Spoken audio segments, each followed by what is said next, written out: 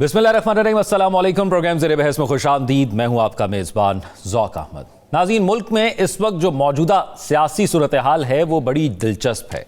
पाकिस्तान के अंदर इस वक्त मौजूदा सूरत हाल के अंदर कोई अपोजिशन जमात ऐसी नहीं है जिससे हुकूमत को कोई ख़तरा हो। पाकिस्तान तहरीक इंसाफ 2013 की सियासत के बाद जब उन्होंने एहतजाजी सियासत शुरू की तो 26 नवंबर पिछले साल तक पाकिस्तान तहरीक इंसाफ जब एहतजाज करने निकलती थी तो हुकूमत को मसाइल का सामना करना पड़ता था। लेकिन तब से लेकर अब तक पाकिस्तान तहरीक इंसाफ भी कोई ख़ास एहतजाजी सियासत नहीं कर पाई है। फिर पाकिस्तान तहरीक इंसाफ इससे कबल जलसे करती रही है। फिर कुछ और इमरान खान की जानिब से ऐलानात किए गए कि इस तरीके से हम हुकूमत पर प्रेशर डालेंगे, लेकिन कोई भी चीज़ कामयाब नहीं हुई। अब पाकिस्तान तहरीक इंसाफ ये चाहती है कि ग्रैंड अलायंस बनाया जाए। उसके लिए जो सबसे अहम स्टेक होल्डर होगा पाकिस्तान तहरीक इंसाफ के लिए वो मौलाना फजल रहमान होंगे। पाकिस्तान तहरीक इंसाफ क्योंकि एक अपोजिशन की सबसे बड़ी जमात है, लेकिन उनको फिर भी किसी दूसरी सियासी जमातों की ज़रूरत है ताकि वो अपने एहतजाज को कामयाब बना सकें। और मौलाना फजल रहमान और पाकिस्तान तहरीक इंसाफ दोनों का स्ट्रॉन्ग होल्ड जो है वो एक ही सूबे के अंदर है, जो खैबर पख्तूनख्वा है, और उस सूबे के अंदर पाकिस्तान तहरीक इंसाफ इंतखाबात जीती हुई है। और मौलाना फजल रहमान ये दावा करते हैं कि उनकी सीटें छीनी गई, उनके साथ धांधली हुई है। तो ये ऑपोजिशन अलायंस, इसके अलावा और दीगर छोटी पार्टियां भी हैं, शायद खाकान अब्बासी साहब भी हैं और दीगर पार्टियां भी हैं, महमूद अचकज़ई साहब भी हैं।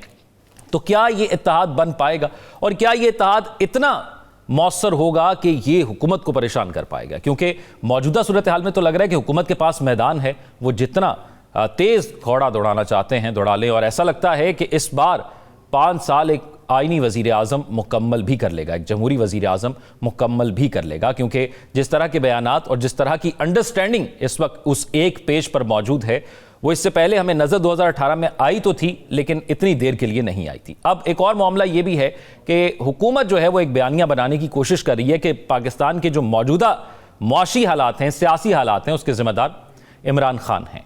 और इमरान खान का जो 3.5 साल का दौर इक़्तिदार था उसमें ही तमाम खराबी हुई है।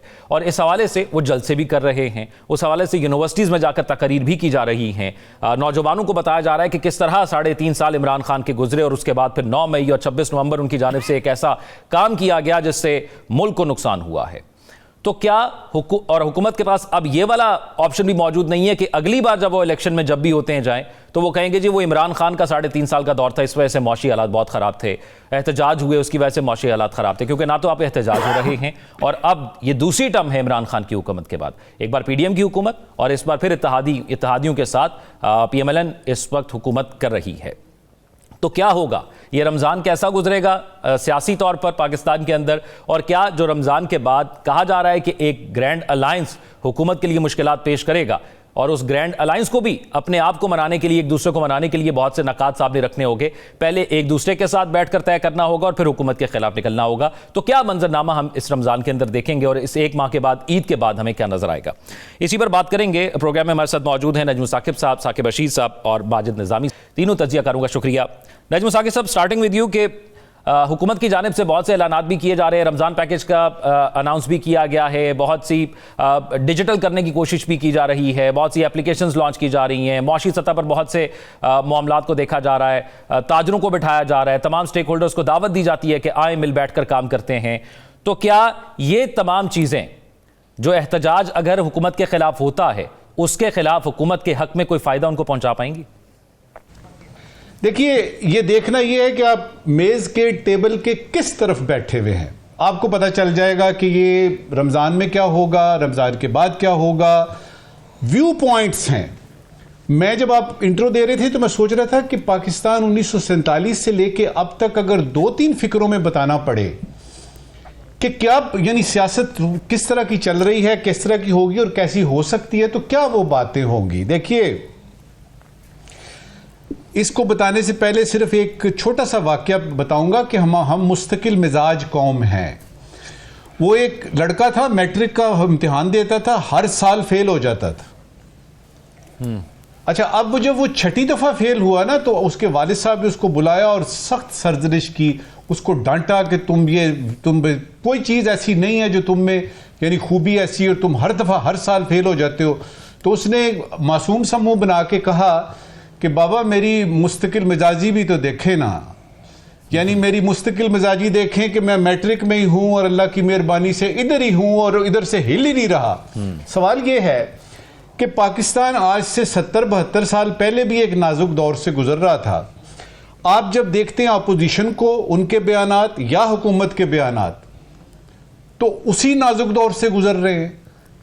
उसमें चेंज क्या आया है? सिर्फ ये हुआ है कि चेहरे बदल गए हैं, शक्लें बदल गई हैं, हिसाब किताब वहीं पे ही है, वही पावर पॉलिटिक्स है।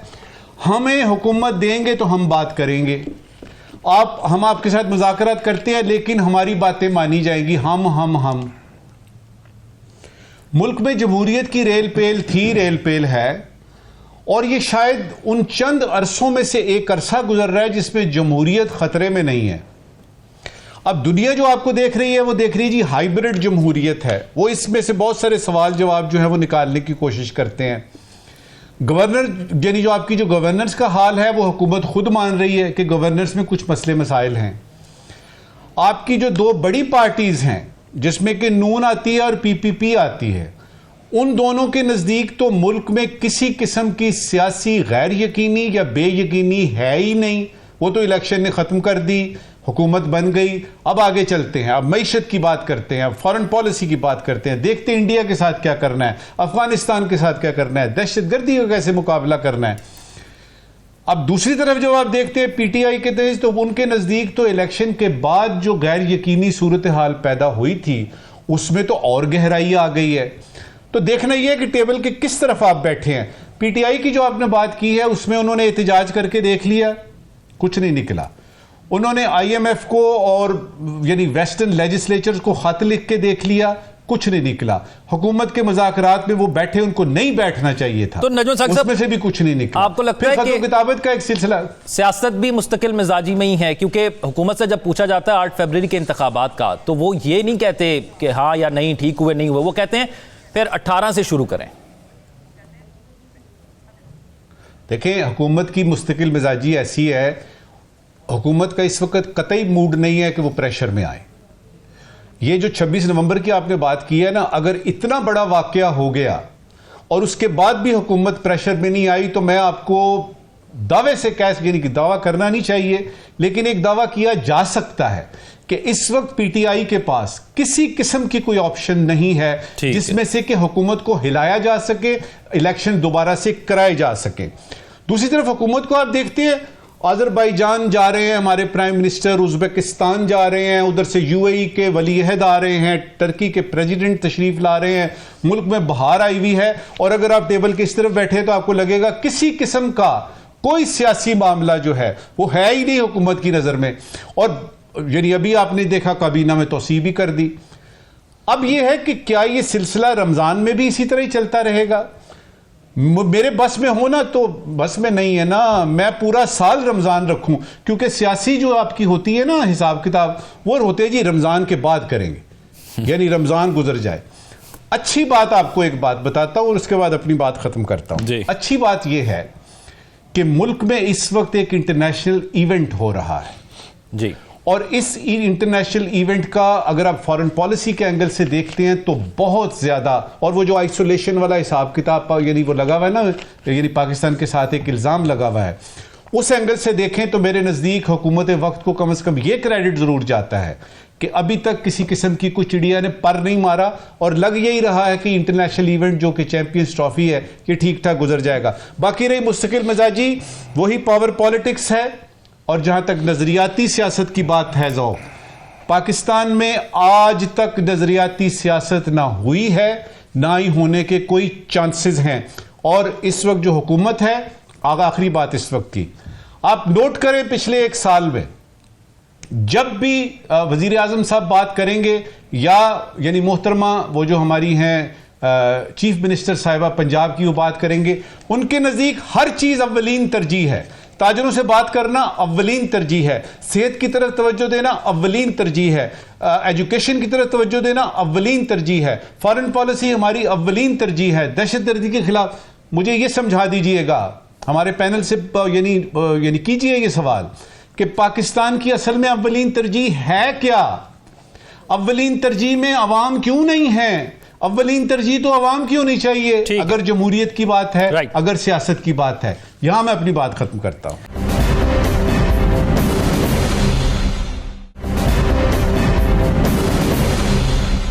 साकिब रशीद साहब, एक तो ये बताइएगा अव्वलीन तरजीह के हवाले से आपको क्या लगता है, क्योंकि एक अव्वलीन तरजीह हुकूमत का टेन्योर पूरा करना भी होता है, जिसके हवाले से बहुत तनकीद हमारे यहाँ होती भी रही है कि हुकूमत आती है और उसको ये लाले पड़ जाते हैं कि किस तरह उसने 5 साल गुजारने हैं, और ये हम पिछले 15 सालों के अंदर या 3 हुकूमतों में देखते हैं कि हुकूमत टेन्योर पूरा कर रही है। चले वज़ीर आज़म पूरा कर रहा है, ये नहीं कर रहा है, या असम्बलियाँ टेन्योर पूरा कर रही हैं। दूसरा ये कि एक चीज़ ये कि जो हुकूमत दावे कर रही है और एक जो अवाम के अंदर से लोगों की राय है, वो कहते हैं कि ये जितने दावे किए जा रहे हैं इसके समरात हम तक कब पहुँचेंगे। एक तो जो आप बात कर रहे हैं कि हुकूमत टेन्योर पूरा कर रही है, मैं नहीं समझता उस तरह अगर एक प्राइम मिनिस्टर जो है वो उसको मुस्तकिल जिस तरह 2008 से 13, 13 से 18, 18 से जो 23 तक जो है वो मामला होता, एक पीटीआई की गवर्नमेंट ही रहती, मतलब मुस्लिम लीग नून की गवर्नमेंट थी 2013 से 18 तक, लेकिन वहाँ पे भी शायद खकान अब्बासी साहब आ गए, नवाज शरीफ साहब को भेज दिया, पनामा आया, 2014 का धरना हो गया। इसी तरह 2008 से 13 देखें तो वहाँ पे अदलिया के मामला थे, इफ्तिखार मोहम्मद चौधरी साहब जो है वो पीपल्स पार्टी, लेकिन पार्लियामेंट में तो 5 साल पूरे चलने नहीं दे रहे थे, जमहूरी जो गवर्नमेंट्स हैं। जी पार्लियामेंट ने वो 5 साल पूरे किए, लेकिन वो जो एक मजबूत जमहूरी जो मुल्क है या जमहूरियत की मजबूती या पार्लियामान की मजबूती वो उसी में होती है कि एक प्राइम मिनिस्टर जो है वो अपना टेन्योर जो है पूरा करे, उसको रोक दिया जाता है और उसके बाद जो है वो चीज़ें किस तरह चलती हैं वो आप देख लें। 2022 अप्रैल का मामला है जब ये मुस्लिम लीग नून और पीडीएम की गवर्नमेंट आई थी, फिर फरवरी 8 के बाद दोबारा आ गए, अब 3 साल हो गए, आज मार्च है, मार्च 25 और अप्रैल 22, तो हम दादा का 3 साल हो गए, आज भी भूल नहीं रहे। वो कह रहे हैं वो उन्होंने ही किया था, भाई 3 साल आपको हो गए हैं, अब आप बताएं ना आपने क्या किया है और आप किस तरह मुल्क को आगे लेकर चल रहे हैं। बाकी आपने जो बात की कि अभी जो सियासी सिचुएशन सूरत हाल है उसमें मैं ये समझता हूं कि गवर्नमेंट जो है वो बड़ी पुरसुकून है और उनको किसी किस्म की कोई लंबी चौड़ी परेशानी नहीं है। उसकी वजह यह है कि 8 फरवरी मैंडेट उनका था नहीं था, वो डिबेट तो हम करते रहे, लेकिन उसको उन्होंने गुजार लिया। उन्होंने 26वीं आईनी तरमीम भी कर ली जब हम समझते थे कि वो जो उनके पास तो वो है ही नहीं है, 2/3 मेजॉरिटी नहीं है। 26वीं तरमीम भी उन्होंने कर ली, ट्रिब्यूनल तब्दीली के हवाले से जो लेजिस्लेशन थी वो भी कर ली, फिर 26 नवंबर भी गुजार लिया। बड़ा चर्चा था कि 24 नवंबर का एहतजाज नहीं गुजरेगा, 4 अक्टूबर का एहतजाज नहीं गुजरेगा, सब जो है वो गुजार लिया। उसके बाद जो है वो अदलिया से उनको कोई फिक्र नहीं है। बिल्कुल मैं आपको बड़ी जो है वो जिम्मेदारी से कह रहा हूं कि जो माजी में हुकूमतें गुजरी हैं उनको अदलिया के मामलात के हवाले से बड़ी फिक्र होती थी। फिर इमरान खान साहब फैक्टर जो है वो बहुत इंपॉर्टेंट है कि इमरान खान साहब 5 अगस्त 2023 को गिरफ्तार होते हैं, 24 भी गुजर गया और 25 मार्च आ चुका है और इमरान खान साहब फिलहाल भी जेल में है और बहुत जल्द जो है वो बाहर आते भी नजर नहीं आ रहे। तो इस लिहाज से अगर देखा जाए हुकूमत बिल्कुल पुरसुकून है और उन्होंने सारा जो मलबा है वो अवाम पे रखा हुआ है कि अवाम सारी मुश्किलात झीले, महंगाई, सारी चीजें, और उन्होंने भारी भरकम एक जो है वो फुल फ्लेज एक कैबिनेट जो है वो उसमें तोसी कर ली है। दूसरी जानिब जो बात है कि रमजान की अगर बात करें, रमजान पैकेज वो पैकेज तो देती है, हर गवर्नमेंट देती है, पंजाब गवर्नमेंट या मरकज में या बाकी सूबाई हुकूमतें भी देती हैं। उसमें मसला सिर्फ ये होता है कि उसको इंप्लीमेंट करें, उसको उसके में जो रेट्स होते हैं खास तौर पर जो अशियाए खुर्दो नोश के आम लोगों की सहूलत के लिए, वो हमेशा से हमने देखा है कि उन जो नर्ख हैं, रेट्स हैं, उन पर काबू नहीं रखा जा सकता। और वो एक क्रेडिट तो देंगे ना पंजाब हुकूमत को, हम जो तजावुज़ात के खिलाफ ऑपरेशन पंजाब के अंदर हुआ है, माजी में हमारी नजर से तो ऐसा नहीं गुजरा और उसी से ये उम्मीद भी बंध गई कि जो अगर मुनाफाखोरी की जाती है तो उसके खिलाफ भी ऑपरेशन होगा। जी बिल्कुल, ये बिल्कुल मैं एग्री करता हूं। उन्होंने अच्छा ऑपरेशन किया है और पूरे पंजाब में हम देख रहे हैं मुख्तलिफ जगहों पे, हर ज़िले में, और ये किया गया है और अच्छा है। रावलपिंडी में भी हमने देखा, लाहौर में भी देखा और मुख्तलिफ जगहों पे।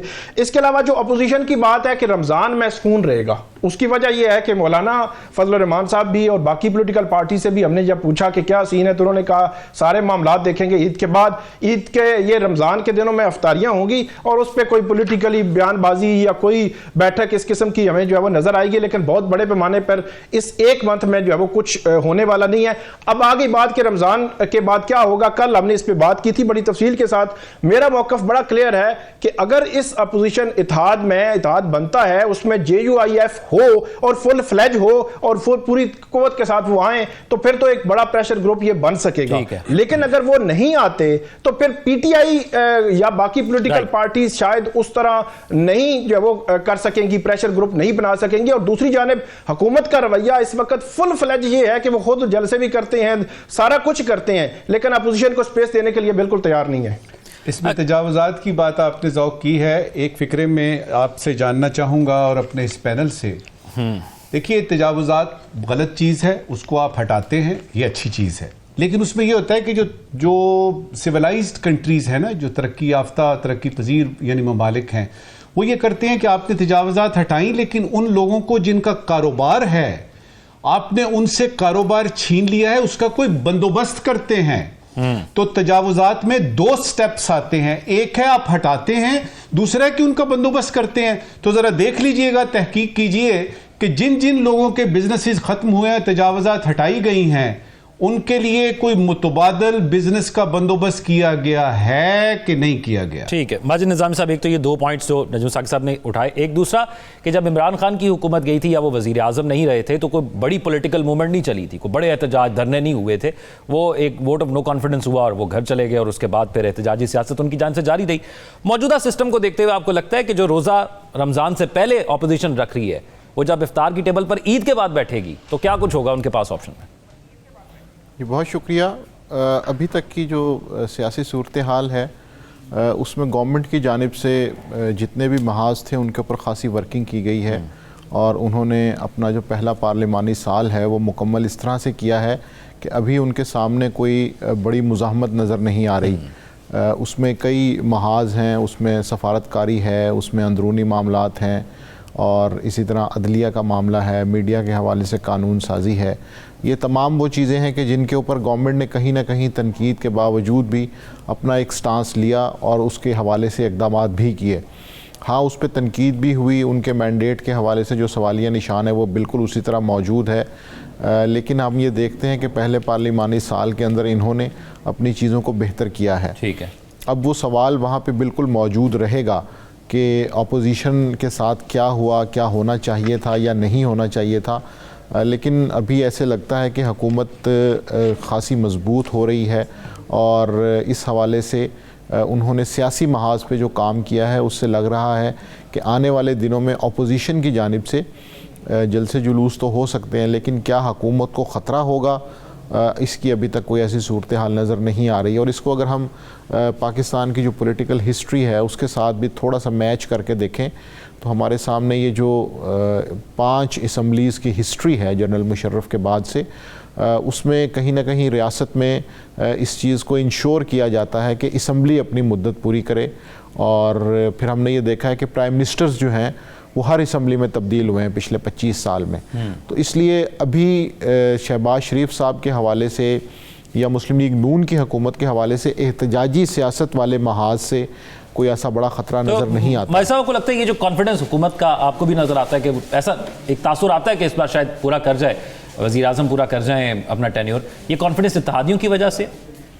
देखिए, इसमें 2 से 3 फैक्टर्स बड़े अहम हैं। एक तो ये है कि अपोजिशन के पास 2 से 3 स्टाइल होते हैं जिन पे वो वर्किंग करके तो गवर्नमेंट को टफ टाइम दे सकती है। एक तो ये है कि वो एहतजाजी सियासत करे, सड़कों के ज़रिए हुकूमत को मुश्किलात में लेके आए। उसका एक पीक पॉइंट था, वो 26 नवंबर को आया, लेकिन वहाँ से अपोजिशन उसको ट्रांसलेट नहीं कर पाई मुज़ाकरात में। इसके अलावा पार्लियामेंट के अंदर की अपोजिशन बड़ी मैटर करती है। हमारे सामने पॉलिटिकल हिस्ट्री में कई ऐसी एग्जाम्पल्स हैं कि अपोजिशन के अरकान बहुत कम थे लेकिन उन्होंने बहुत अहम किरदार अदा किया। जनरल मुशर्रफ वाली असम्बली हो या जुल्फ़िकार अली भुट्टो वाली असम्बली हो, उसमें नंबर तो बहुत कम था अपोजिशन का, लेकिन उनके लीडर्स ने जो परफॉर्म किया या जिस तरह से हुकूमत को टफ टाइम दिया वो हमें इस वक्त असम्बली के अंदर नज़र नहीं आ रहा। और तीसरा फिर मसला ये होता है कि उसमें हकूमती इदारे और रियासती इदारे जो हैं उनके हवाले से अपोजिशन इंतज़ार करती है कि कहीं कोई दरार आए, कोई इख्तलाफ पैदा हो तो उसका हम फ़ायदा उठाएं। उसकी जो रिसेंट एग्जाम्पल है वो हमारे सामने PDM हुकूमत है कि जब उन्होंने ये देखा कि इमरान खान साहब और जो रियासती इदारे हैं उनके अंदर उस तरह से इत्तफाक नज़र नहीं आ रहा तो उन्होंने उसका फ़ायदा उठाया।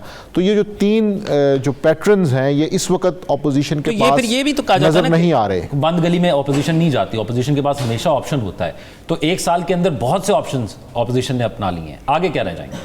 जी बिल्कुल, उसमें अभी तक तो पार्लियामेंट के अंदर एक भरपूर अपोजिशन का जो ऑप्शन है वो मौजूद है और उसके ज़रिए ही हुकूमत को टफ टाइम दिया जा सकता है। उसकी वजह ये कि ग्रैंड अपोजिशन अलायंस में जब पार्टीज़ जाएंगी, तो उसमें सबसे बड़ा मामला ये होगा कि तहरीक इंसाफ चूँकि एक बड़ा स्टेक होल्डर है, वो दूसरी जमातों को क्या ऑफ़र करते हैं। उनके पास खैबर पख्तूनख्वा के अंदर गवर्नमेंट है, वो JUIF को वहाँ पे किस तरह से मैनेज करेंगे, क्या वो उन्हें डेवलपमेंट फ़ंड देंगे, क्या वो उनके तकर्रुर और तबादलों में उनका साथ देंगे, क्या उन्हें वो एक इंतखाबी इत्तेहाद की एक ऑफ़र करेंगे, ऐसा कौन सा पैकेज वो अनाउंस कर रहे हैं या मीटिंग्स में जो डिस्कस हो रहा है वो देखना होगा कि क्या वो चीज़ें अगर इम्प्लीमेंट होती हैं तो फिर हम ये देख सकते हैं कि ग्रैंड अपोजिशन अलायंस के अंदर मौलाना फजलुर रहमान की जमात शामिल होगी। ब्रेक की तरफ चलते हैं, स्टे विद अस।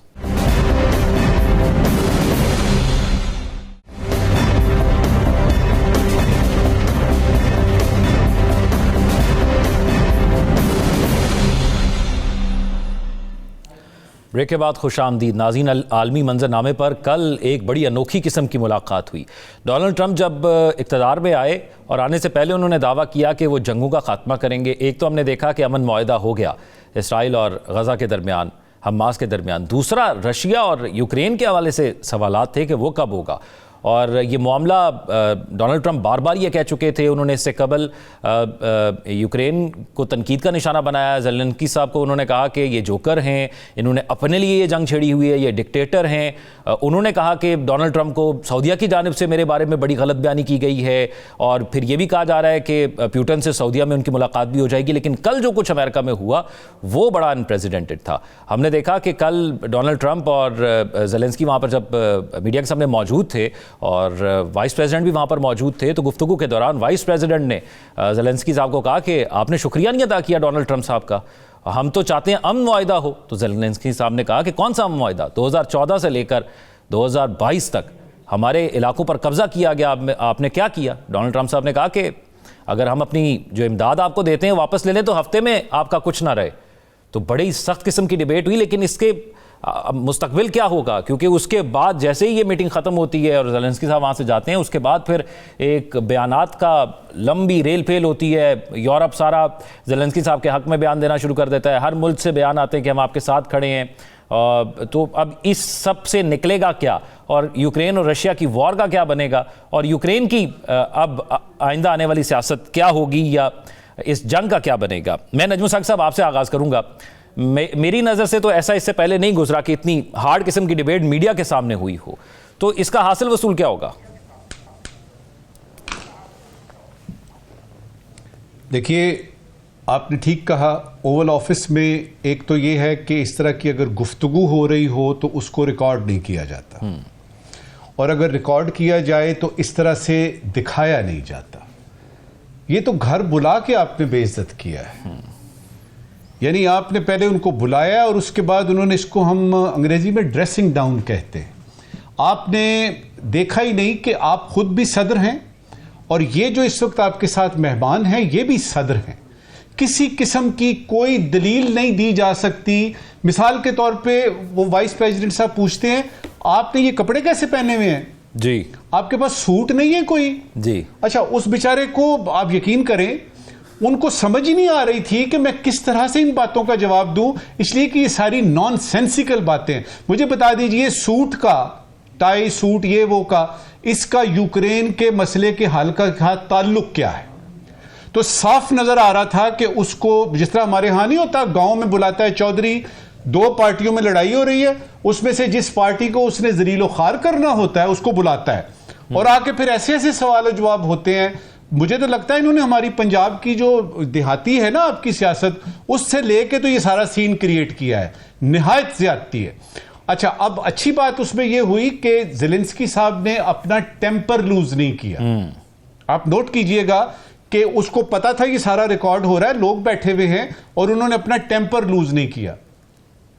मैं इस तरह के वाकयात को और भी देख रहा हूं। अभी अभी ट्रंप साहब आए हैं और आके उन्होंने कनाडा को ये कर दूंगा, ग्रीनलैंड को खरीद लूंगा, मैक्सिको की दीवार ये कर दूंगा, यूरोप का सत्यानाश मार दूंगा, और इसको ये करूंगा, उसको वो करूंगा। अब जब ये वायरल हुई है ये वाली चीज, इससे मुझे ये अंदाजा हो रहा है कि ये सिलसिला अगर तो ट्रंप साहब की जिंदगी रही, अल्लाह करे कि जिंदगी रहे, क्योंकि आपको फिर मूवीज देखने का, और फिर किसने नेटफ्लिक्स देखना, किसने देखनी कौन सी मूवी, ओ सामने चल रही है मूवी। ये ज्यादती है, इसको रिकॉर्ड किया जाए। लेकिन आप नोट करें, दुनिया भर ने इसको देखा, कुछ कहा, इसलिए कि ताकतवर के साथ होते हैं आप। अच्छा, एक पॉइंट, एक नजूम साहब एक पॉइंट यहां पे ऐड कर लेता हूं। हाँ, मैं एक पॉइंट ऐड कर रहा हूं। ज़ेलेंस्की साहब ने वहां पर यह कहा, वाइस प्रेसिडेंट साहब को, कि 2014 से अब तक, यानी ओबामा रहे, फिर ट्रंप साहब रहे, फिर बाइडन, फिर ट्रंप, हमारी जमीन पर जब कब्जा हो रहा था कोई नहीं बोला। तो आप किस अमन मुआहदे की बात करते हैं? उन्होंने कहा कि मैंने प्यूटन के साथ साइन किए मुआहदों पर कि कैदी रिहा करेंगे, इलाके छोड़ेंगे, लेकिन प्यूटन नहीं माने। तो आप किस अमन मुआहदे की बात करते हैं? तो क्या कोई अमन मुआहदा होगा? देखिए, मैं उसी की तरफ कह रहा था कि यूक्रेन के साथ होने क्या वाला है। क्विकली आपको बताते हैं, पॉलिटिकल साइंस में और खासतौर पर स्ट्रेटेजिक स्टडीज में एक कॉन्सेप्ट है रियल पॉलिटिक का। उसमें यह होता है कि आप असल में जो सियासत है ना, जो इंटरनेशनल लेवल पे होती है, उसमें यह होता है कि आप एक सिचुएशन क्रिएट करते हैं। मिसाल के तौर पे इस यूक्रेन की वॉर में अमेरिका ने यूएसएसआर जो यानी इस वक्त रशिया है, उसको प्रॉम्प्ट किया कि उसके बॉर्डर पे जो है वो एक कंट्री है जिसको जो कि नेटो का मेंबर बना रहे हैं, उसको उस हद तक ले आए कि उसको वो करना पड़ा। अब इसमें एक साजिशी थ्योरी है कि क्या रूस ने अमेरिका के साथ मिलकर ये सारा कुछ किया, क्योंकि इवेंचुअल जो विनर्स हैं, इवेंचुअल जो बेनिफिशियरीज हैं, जिनको बेनिफिट हो रहा है, वो तो रूस निकल रहा है इसमें, और वो तो अमेरिका निकल रहा है। इसलिए कि पहले उन्होंने $500 बिलियन की बात की कि ये मिनरल्स जो हैं वो आपके हम लेंगे, जिस पे वो अड़ गया। हालांकि उसको नहीं अड़ना चाहिए था, क्योंकि उसकी तो पोजीशन ऐसी है ही नहीं। अब ये बात आ गई है कि इन्वेस्टमेंट एक फंड बनेगा और उसमें 50% जो पैसे हैं जो कंस्ट्रक्ट करना है यूक्रेन को, या जो भी हिसाब किताब करने हैं, उसमें यूक्रेन डालेगा। होने क्या वाला है? होने ये वाला है कि यूक्रेन की सॉवरेंटी जो है, जो उसकी हाकमियत है, उसको तो यूं समझे ना कि उसकी तो मिट्टी पलीद हो चुकी है, वो गई। दूसरा क्या होने वाला है, जब तक ये जो भी डील हो रही है, ये जब तक हो जाती है तब तक ज़ेलेंस्की साहब अपनी सीट पे मौजूद हैं। क्योंकि तारीख गवाह है कि जब इस तरह की बात हो तो वो टिश्यू पेपर की तरह इस्तेमाल करके फेंक दिया जाता है। इस वक्त दुनिया के अकेला तरीन आदमी अगर कोई है ना, तो वो ये ज़ेलेंस्की है। अब ये है कि रियल पॉलिटिक की मैंने बात की थी, इसमें इवेंचुअल जिन्होंने शुरू की वो भी बड़ी ताकतें थीं, जो इस वक्त उसको ठीक कर रही हैं वो भी बड़ी ताकतें हैं। और इसमें जो नुकसान होता है वो आपको पता है ना, दो हाथी जब लड़ते हैं तो नुकसान घास का होता है, और यूक्रेन इस वक्त घास है। माजिद साहब, मैं ज़रा आपकी तरफ आता हूँ। ये चीज़ लेकर 2-3 ऐसे बयानात दिए गए, क्योंकि इस खित्ते के अंदर अगर अमन आना है तो वो भी अमेरिका की मरहून मिन्नत है, वो सालसी का किरदार अदा कर रही है। लेकिन जो बयानिया डोनाल्ड ट्रंप साहब ने रखा और फिर कहा कि ये ज़ेलेंस्की अभी रेडी नहीं है, जब रेडी हो जाएगा, और ख़ासतौर पर ये मादनियात का मुआहदा जिस पर अभी नजम साकिब साहब ने बात की, वो ये चाहते हैं ये भी हो जाए। तो क्या आपको लगता है कोई मुआहदा इस किस्म का हो पाएगा, कोई मादनियात का, कोई अमन का? ये दोनों ममालिक किसी बात पर एग्री हो जाएंगे कि ठीक है, मैं अगर कोई इलाका कब्जे में लिया तो छोड़ता हूँ, या यूक्रेन एग्री हो जाएगा कि जो इलाका कब्जे में चला गया, चले ठीक है, वो छोड़ के हम अमन कर लेते हैं? जी, ये डोनाल्ड ट्रंप की जो गैर मुतवाज़न शख्सियत है, उसकी वजह से मेरा ख्याल है सफारतकारी में बहुत सी नई चीज़ें होने जा रही हैं, और हम पहले भी उनके तुंदो तेज़ और गैर ज़िम्मेदाराना बयानात सुन चुके हैं, वो गज़ा के मामले में हों, बाकी मामलात में हों। तो अब ये जो हालिया मुलाकात के बाद जो मंजरनामा बन रहा है, जिसमें तमाम आलमी रहनुमा यूक्रेन के सदर की हमायत में बयान जारी कर रहे थे, और इस चीज़ को नापसंदीदा अमल के तौर पे देखा गया है, तो मुझे लगता है कि ये जो आलमी ताकतों का इस वक्त मसला मौजूद है, जिसमें हम मिडल ईस्ट में शाम के मंजरनामे को नज़रअंदाज नहीं कर सकते, तो ऐसे लगता है कि शाम का मामला यूक्रेन के साथ कहीं ना कहीं इस गेम में मुंसलिक था, और वहाँ पर रूस की जानिब से बिलाखिर जो मुज़ाहमत नहीं की गई और उसका फ़ायदा दूसरे ब्लॉक को हुआ, तो उससे ऐसे लग रहा है कि अब वहाँ की जो सिचुएशन है उसके अंदर तो रशिया मौजूद नहीं रहा, और मिडल ईस्ट के अंदर से ईरान का इन्फ्लुएंस भी खासा कम हुआ है। उसमें हिजबुल्लाह के ख़िलाफ़ कार्रवाइयाँ हैं, इराक़ के अंदर जो कार्रवाइयाँ हुई हैं वो हैं, इसी तरह ईरान के अंदर की जो सूरत हाल है। तो इन दोनों चीज़ों को जब हम यूक्रेन से कनेक्ट करते हैं तो पता ये चलता है कि कहीं ना कहीं अमेरिका और जो बाकी ताकतें हैं वो इस मसले को अब ख़त्म करने के लिए कोशां हैं और उनका ये ख्याल है कि वहाँ पर जो कुछ होना था अब उसे हो गया, इसे एक क्लोजर की तरफ लेके जाया जाए। अब वो किस तरह से होगा, क्या वो जस्टिफाइड क्लोजर होगा या नहीं होगा, इसमें यूक्रेन के अवाम की जो ख्वाहिशात हैं उनको किस हद तक सामने रखा जाएगा, ये एक अहम सवाल है। जस्टिफाइड को अगर आप जस्टिफाई करें तो वो कैसे होगा? क्या आपको क्या लगता है कि इस खत्ते में अमन होगा तो दोनों के दरमियान का ऐसा कौन सा पॉइंट होगा? जी बिल्कुल, उस तक पहुंचने के लिए मेरा ख्याल है कि अगर सफारतकार कोशिश करेंगे तो वो हो जाएगा, लेकिन अगर उसमें डोनाल्ड ट्रंप जैसे लोग मौजूद रहेंगे और जिस तरह से वो एक गैर जिम्मेदाराना बयानात की सोच के साथ सामने आते हैं और गैर मुतवाज़न शख्सियत के तौर पे वो अपने इक़दामात करते हैं, तो उससे मामला ख़राब होगा। हमने ये गज़ा के मामले में भी देखा है कि उर्दन से जब वहाँ के सरबराह गए, उनसे जो बातचीत हुई, फिर उन्होंने जो प्लान पेश किया गज़ा के हवाले से कि जी इन सब को यहाँ से जो है वो कहीं मुंतकिल करके तो फिर इसकी तामीर नौ की जाए।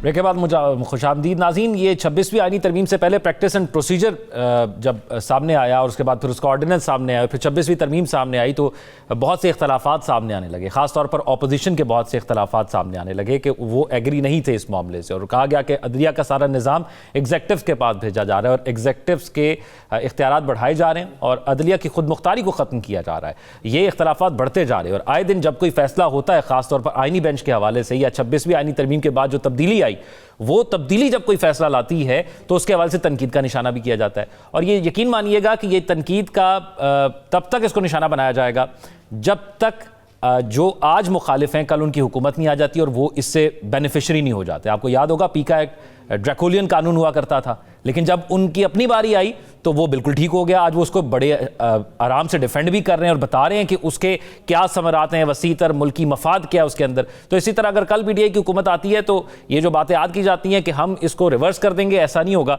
लेकिन अब ताज़ा तरीन जो अपडेट ये हुई है कि जुडिशल कमीशन इजलास हुआ है, सुप्रीम कोर्ट के आईनी बेंच में मजीद 5 जजेस शामिल करने की मंजूरी दे दी गई है। साकिब बशीर साहब, स्टार्टिंग विद यू, ये फरमाइएगा ये 5 जजेस जो अभी हालिया तैनात हुए हैं उनको शामिल किया गया है, और जब ये इजलास हुआ तो इसमें भी कोई इख्तलाफ सामने आया, जरा ये बताते हैं तो क्या मामला हुआ?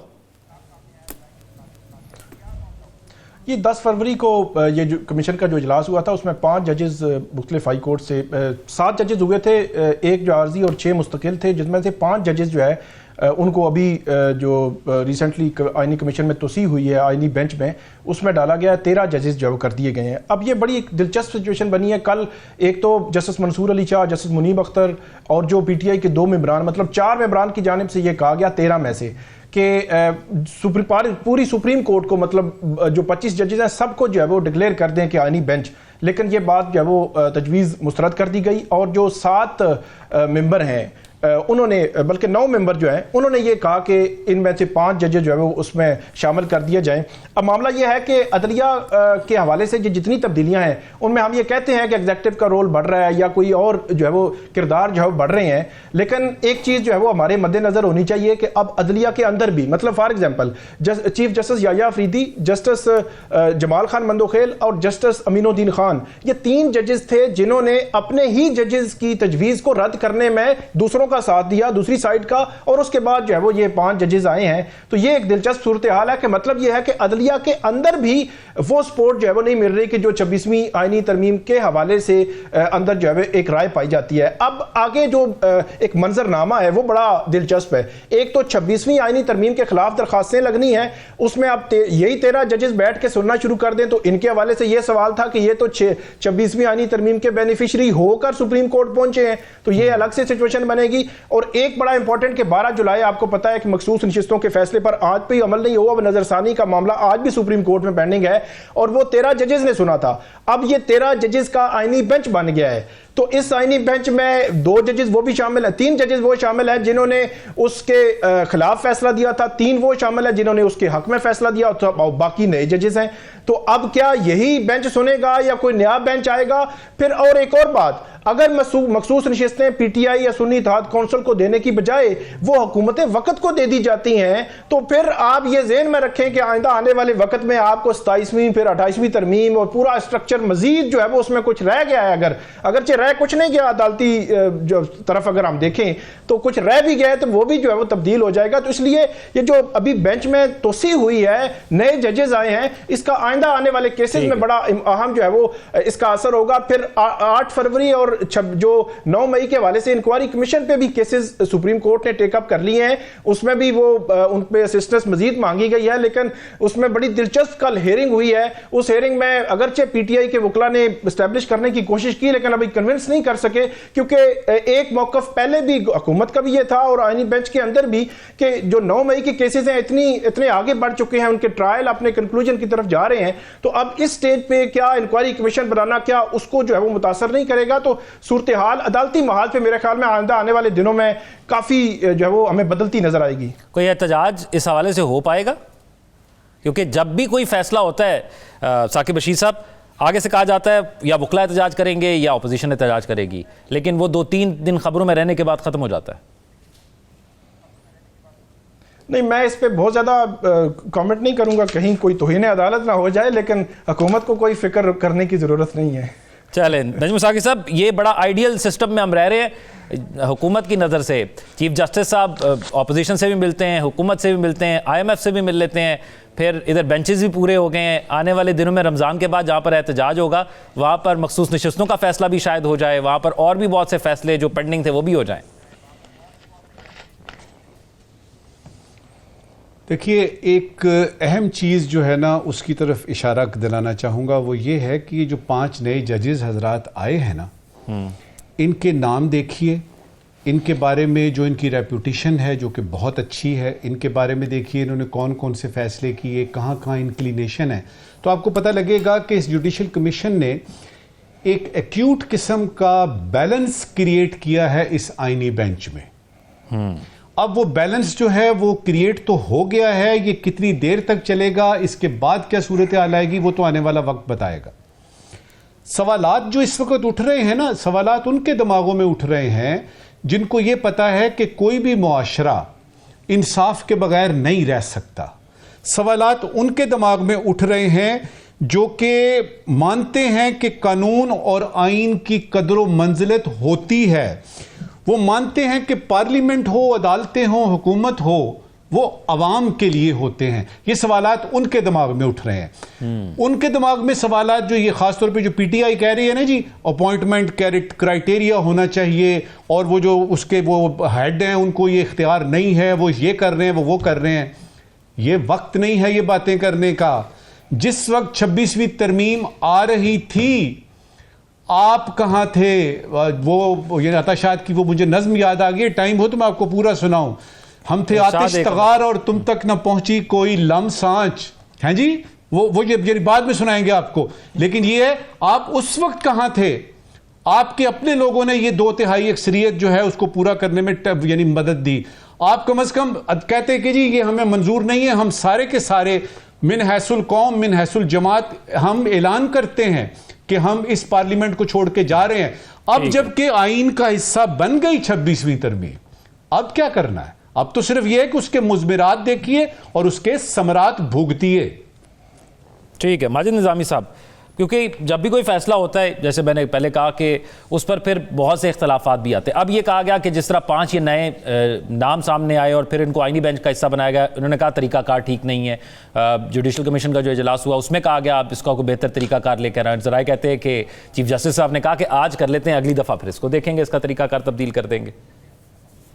जी, ये सारी सिचुएशन इंटरेस्टिंग इसलिए है कि अब आने वाले दिनों में जो पार्लियामेंट के अंदर की सियासी जंग है वो मेरा ख्याल है अदालती फोरम पे मुंतकिल हो चुकी है, और सियासतदान जब अपने अपने मुकदमे वहाँ पे लेके जाएंगे तो वहाँ पे जो कॉम्बिनेशन बना है वो बड़ा दिलचस्प होगा।